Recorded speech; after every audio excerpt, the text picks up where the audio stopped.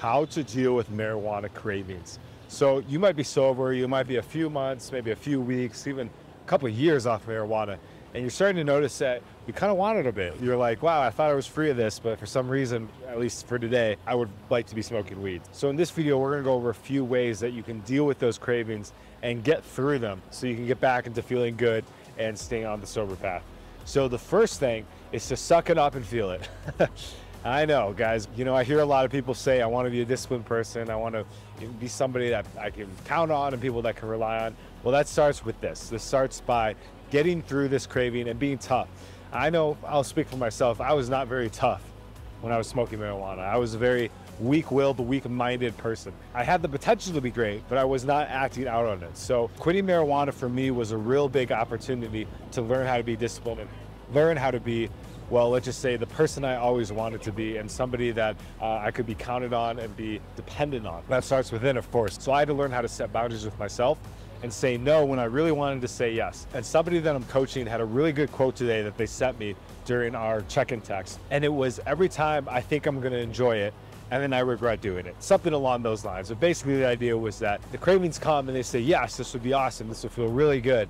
And you do it and it may give you some temporary relief, and then the pain comes, and then the regret comes, and then the shame comes. You know the drill, and it's not a pleasant state to be in. So really, guys, just good old-fashioned sucking it up and being tough and waiting for it to pass. The cravings are a feeling. At the end of the day, remember that. So just like any feeling, they're not gonna last, and they will pass, and so too shall you be in a stronger place once those emotions pass.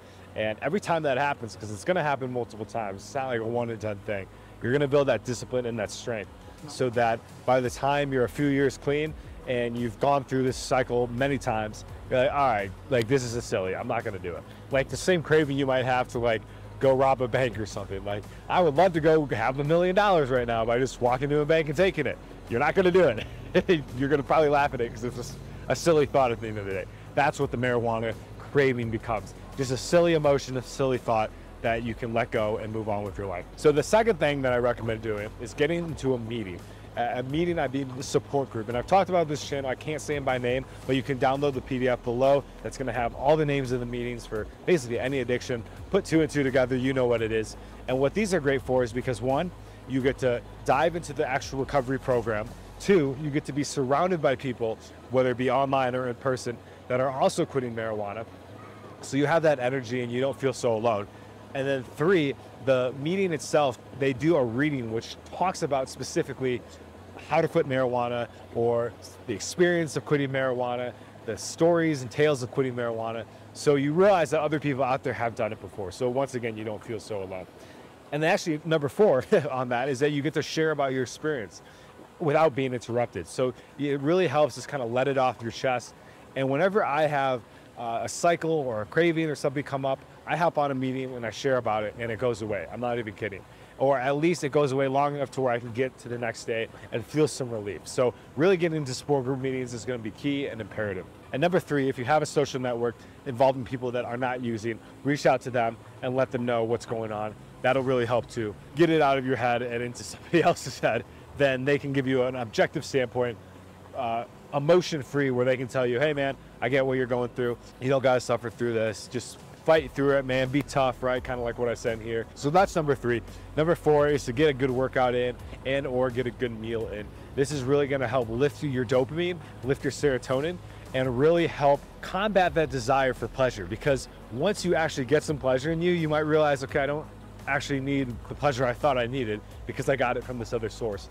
And not only that, with exercise and nutrition, as I talk about loads on this channel, you're actually gonna feel good afterwards. And I mean like a holistic, wholesome good. Not like an artificial dopamine jacked up off, you know, marijuana good. Like a real, okay, I did something difficult and I pushed myself and I put in work and I deserve to feel happy in this moment because I worked for it. Not only that, you're gonna feel good because you know that doing this is gonna help you in the long run with whatever your goals are going to be. I know a lot of people that come to this channel want to be successful. They want to have families, they want to have relationships, whatever it may be. They want to be somebody that is in, I guess you could say, the top percentile of people that are alive. And the people that I surround myself with that are successful, we all take care of ourselves to the highest degree.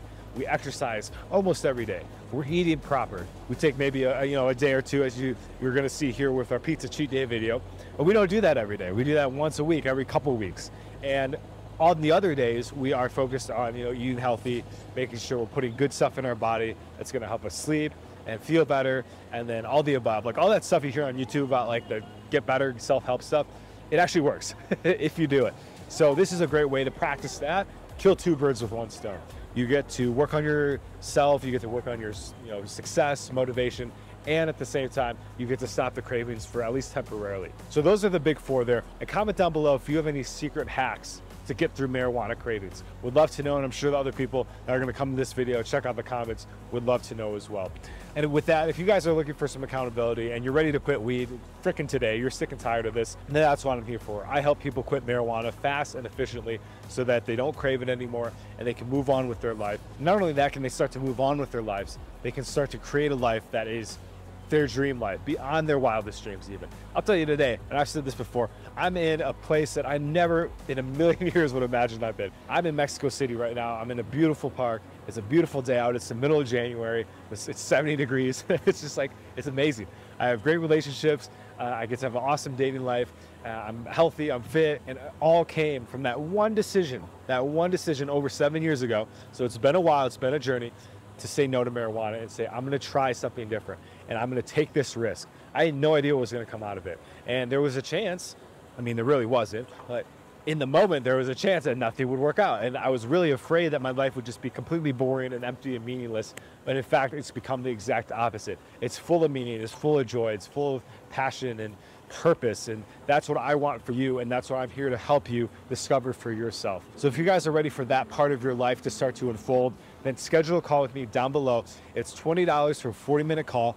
I would do it for free, but I would have people lined up out the door and most probably wouldn't show up because I've done that before. And so for 20 bucks, again, that's the price of what, 2 grams. You can hop on a call with me and we can really dive into your story, where you are on your journey, what you'd like to see out of your life, your biggest obstacles and struggles, and then the most important thing, how we can get you started on the sober journey and making progress like today. Because that's what I'm here for, to help you get in and out of my door as fast as possible. I don't want to keep you around for years like some therapists do or anything like that. I want you like 2 months max. I think you can be in and out and on your journey, no problem. So with that, guys, subscribe if you haven't already, and we'll talk to you in the next one. Peace.